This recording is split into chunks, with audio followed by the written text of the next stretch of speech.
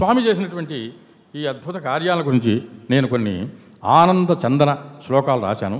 దాంతో నేను ఉపసంహరిస్తాను. అభినందన ఆనంద చందన శ్లోకాని. అభినందన అనేటువంటి ఆనందంతో కూడిన గంధం లాంటి శ్లోకాలు ఇవి. వారు చేసినటువంటి కార్యక్రమాలు నాకు తోచినంత మటుకు వర్ణించాను.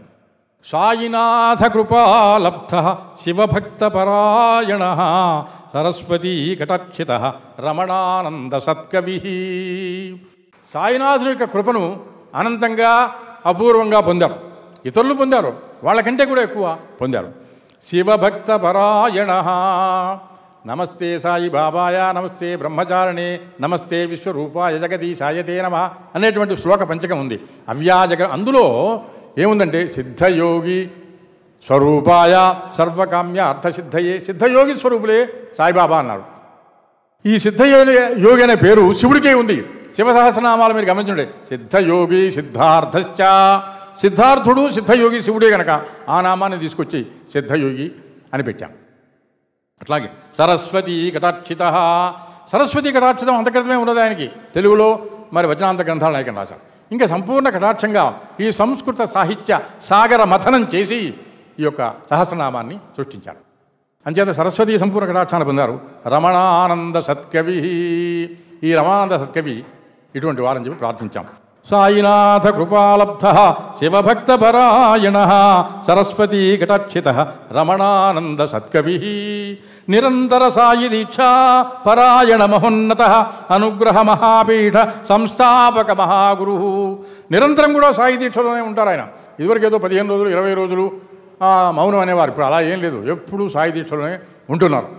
పరాయణ మహోన్నత ఒకటే సమాసం 2 పాదాలకి. నిరంతర సాయి దీక్షా పరాయణ మహోన్నత. సాయి దీక్షలో పరాయణులై మహోన్నతులైనారు. అనుగ్రహ మహాపీఠ సంస్థాపక మహాగురు. అనుగ్రహ మహాపీఠాన్ని షిరిడి సాయి శివశక్తి అనుగ్రహ మహాపీఠాన్ని సంస్థాపించి మహాగురు అయినారు. ఇక మూడోది యోగభోగ మహాసిద్ధ స్వర్ణలింగం చ స్థాపిత స్ఫటికలింగ పూజకో రమణానంద సద్గురు. ఈయన యోగభోగి. యోగము భోగము రెండూ ఉన్నాయి. అంతేకాదు ఇక్కడ ఒక రూపక సమాసకం కూడా వేశాం. యోగభోగ. యోగమనే భోగం, సుఖభోగాలు కాదు. యోగభోగ మహాసిద్ధ. యోగభోగాలతో కూడా మహాసిద్ధుడు. స్వర్ణలింగంచ స్థాపిత. స్వర్ణలింగాన్ని స్థాపించారు మనందరికి కూడా కరుణా కటాక్షాలు రావటానికి. స్ఫటికలింగ పూజకో రమణానంద సద్గురు. స్వర్ణలింగం యోగభోగాలు భాగ్యాలు సంతోషాన్ని ఇస్తుంది. జ్ఞానం ఇవ్వాలంటే స్ఫటికలింగం కావాలి. అందుకని 3 అడుగుల స్ఫటికలింగాన్ని కూడా ఆయన స్థాపించారు. ఇంకా 5వది శతలింగ పరివృత సాయినాథ మహాలయ ప్రతిష్టాపిత శ్రీమంత. 3 పాదాలు కలిపి ఒకటే సమాసం వేశాం. శతలింగ పరివృత 100 శివలింగాలు చుట్టబడినటువంటి సాయినాథ మహాలయాన్ని ప్రతిష్టాపిత శ్రీమంత. శ్రీమంతుడు అంటే మనం అనుకున్న డబ్బున్నవాడు అని చెప్పి. ఆయనకి డబ్బు ఉంది, ధనధాన్యాలు ఉన్నాయి, అన్నీ ఉన్నాయి. శ్రీమంతుడు అంటే బుద్ధిమంతుడు, యోగ్యుడు, మనందరికీ కూడా ఆదర్శప్రాయుని శ్రీమంతుడు అంటారు. ఎవరు పడితే వాడు కారులో బిల్డింగ్లో మరి స్టూడియోలో కట్టుకున్న వాళ్ళు శ్రీమంతులు ఆ శ్రీమంతం కాదు. ఇది జ్ఞానంతో కూడినటువంటి శివభక్తితో కూడినటువంటి శ్రీమంతుడు ఆయన. శివ శతలింగ పరివృత సాయినాథ మహాలయ ప్రతిష్టాపిత శ్రీమంత సాధు సజ్జన సత్కృత. సాధువుల్ని సజ్జుల్ని సత్కరిస్తాడు. అంతేకాదు సాధువుల చేత సజ్జనుల చేత సత్కరించబడతాడు. 2 ఉన్నాయి. సమాసాన్ని 2 రకాలుగా మనం చెప్పుకోవచ్చు. ఇంకా కలియుగ మహాపీఠ సహస్రలింగ స్థాపన మహాదేవ విరాజిత లోకోత్తర మహాగురు. 4 పాదాలు కలిపి ఒకటే సమాసంలో రాశాం. కలియుగ మహాపీఠ సహస్రలింగ స్థాపన. కలియుగం అనేటువంటి కాలంలో ఈ మహాపీఠాన్ని స్థాపించి అందులో సహస్రలింగాలు స్థాపించి మహాదేవ విరాజిత లోకోత్తర మహాగురు. మహాదేవుడి చేత ఆనందింపజేయబడిన విరాజించబడినటువంటి లోకోత్తరమైనటువంటి మహాగురువు. లోకోత్తరుడు అంటే లోకానికే శ్రేష్ఠుడు. కలియుగ మహాపీఠ సహస్రలింగ స్థాపన మహాదేవ విరాజిత లోకోత్తర మహాగురు. స్వర్ణసాయి మహారూప కల్పన చతురో గురు. తర్వాత స్వర్ణసాయి అనేటువంటి భావన ఇంతమటికి ఎవరికి రాలేదు. ఆయన సువర్ణసాయి ప్రతిమను స్థాపించాలి, దానికి వేరే ఒక దేవాలయాన్ని స్థాపించాలని చెప్పి ఒక డిజైన్ కూడా ప్రారంభమైంది, వర్క్ కూడా ప్రారంభమవుతోంది.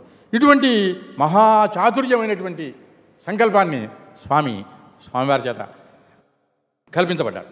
సదానంద చిదానంద రమణానంద సత్కవి. ఆయన సదానందుడు, చిదానందుడు అంటే జ్ఞానం చేత ఆనందంగా ఉంటాడు. రమణానంద సత్కవి. ఈయన ఇక నుంచి ఇదివరకు రచయిత, ఇప్పుడు కవీశ్వరుడు అయినాడు ఈ యొక్క సహస్రనామ స్తోత్రంతో. ఇంకా ఇంకొక విషయం ఏంటంటే, మన ఆంధ్రప్రదేశ్లో ఉయ్యూరులో సంస్కృత మహాకవుల యొక్క చరిత్రను రాస్తున్నారు. సంస్కృతంలో కొన్ని శ్లోకాలు లేదా పుస్తకం రాసినటువంటి మరి స్వామివారు సహస్రనామ స్తోత్రం రాశారు, భుజంగ ప్రయాత స్తోత్రం రాశారు, ఇంకా మరి 12 జ్యోతిర్లింగ స్తోత్రం రాశారు. వీటన్నిటిని కలిపి వాళ్ళకి ఇస్తే వారి యొక్క జీవిత చరిత్ర, వారు చేసినటువంటి ఘనకార్యాలన్నింటినీ కూడా అక్కడ మేము ప్రతిబింబం చేస్తాము. ఆ పుస్తకం కూడా తొందరలో వస్తుంది. అనేకానేక గ్రంథ రచన ధురంధరాశి ధారావృత కందలా వ్యక్త మనోభిరామ శాబరహ. అనేక గ్రంథాలు రచించి ధౌరంధర్యం వహించి అసిధారలాగా కత్తి మీద సాములాగా ఈ యొక్క గ్రంథాలని కూడా రచింపజేస్తూ ఆనంద కందలావ్యక్త మనోభిరామ శాబరహ, మనస్సుకు అభిరామాన్ని కలిగించే. శాబరుడు అంటే శబర అంటే బోయేవాడు. ఆ శబరుడు యొక్క రూపాన్ని ధరించింది ఎవరు? సదాశివుడు. అందుకనే శాబరహ అని చెప్పి శివుడితో సమానంగా రాశాం. ఇంకా 2 శ్లోకాలతో అయిపోతుంది. ఇంకా ఈయన సంకల్పశుద్ధి మాహేశ, సత్సంకల్పాలతో మహేశ్వరుడితో సమానంగా ఉన్నాడు. మనం చెప్తాం కదా, తన్మే మన శివ సంకల్పంస్తూ శివాయ మహాదేవాయ ఏదన్నమో అని హోమం చేస్తాం కదా. అందుకని సత్సంకల్పాలు చేయడంలో ఈయన మహేశ్వరుడితో సమానుడు. సంకల్పసిద్ధి మాధవ, సంకల్ప సిద్ధిని పొందడంలో విష్ణువుతో సమానుడు. విష్ణువు 10 అవతారాలు ఎత్తి అన్నిట్లో కూడా సంకల్ప సిద్ధిని పొంది అవతారాన్ని చాలించాడు. అలాంటి సంకల్ప సిద్ధి మాధవుడు. సత్సంకల్ప శతాధిక సహస్రహోమ సారథి, సత్సంకల్పంతో శతాధికంగా సహస్రాధికంగా హోమాలు చేస్తూ వేద మంత్రాలతో సారథిగా ఉన్నాడు, మనందరినీ నడిపించేటువంటి కృష్ణుడులాగా. అందువలన ఒకే సమాసంలో సంకల్పశుద్ధి మాహేశ సంకల్ప సిద్ధి మాధవ సత్సంకల్ప శతాధిక సహస్రహోమ సారథి. ఇవాళ కూడా 2800 శ్లోకాలతో మరి సాయి సహస్రనామ స్తోత్ర హవనం కూడా చేయబడుతోంది సంవత్సరాది ప్రవచనం సందర్భంగా. ఇటువంటి హోమాలన్నింటికి సారథిగా ఉండి మన నడిపిస్తున్నారు. ఇంకొకటి, శిరిడి సాయి సహస్రనామ మహాకవీంద్ర సురచనా పాటవ అఖిల లోక పూజిత సద్గురు. శిరిడి సాయి సహస్రనామం అనేటువంటి మహాకవీంద్రుడుగా ఉండి సురచనా పాటవ, చక్కని రచనాపాఠవంతో అఖిల లోక పూజిత సద్గురు, అఖిల లోకం చేత పూజించబడేటువంటి సద్గురువు రమానంద స్వామి అని చెప్పి ఈ శ్లోకాన్ని రచించడం జరిగింది. నాకు ఇటువంటి అవకాశాన్ని ఇచ్చి మీ అందరి ముందర కూడా నన్ను పురస్కారం చేసి మరి సాయి సహస్రనామ స్తోత్రంలో వారికి సహచరుడుగా ఉంచుకొని ఈ భాగ్యాన్ని కలిగించినటువంటి షిరిడి సాయిబాబా వారికి అలాగే రమానంద స్వామి వారికి నా హృదయపూర్వక కృతజ్ఞతలు, ధన్యవాదాలు తెలియజేస్తూ సెలవు తీసుకుంటున్నాను. జై గురు రమణానంద, జై గురు రమణానంద.